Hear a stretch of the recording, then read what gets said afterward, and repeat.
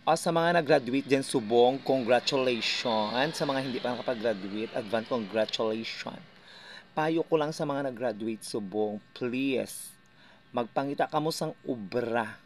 Ang obra nga kaya nyo. Bisan nubo ang sweldo, basta gusto nyo. Hindi ka mo mapangita sa obra porque dako ang sweldo, pero hindi man gusto sa inyo lawas. Hindi ka mo magpangita sa subong sila nga obra. Payo ko lang naman.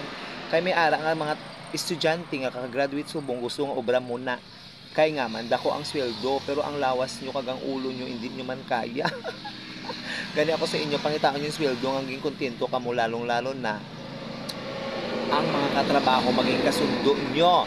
Ha? Hindi ko po mapangita sa obra nga man anyo dako ang sweldo, pero ang mga katrabaho mo, hindi ka mo magkasundo. Budlay kaya mag-obra nga may kaaway sa trabaho, oy.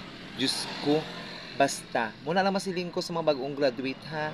Ngita obra, bisan mo sweldo, kag maayo ang mga katrabaho. Good luck.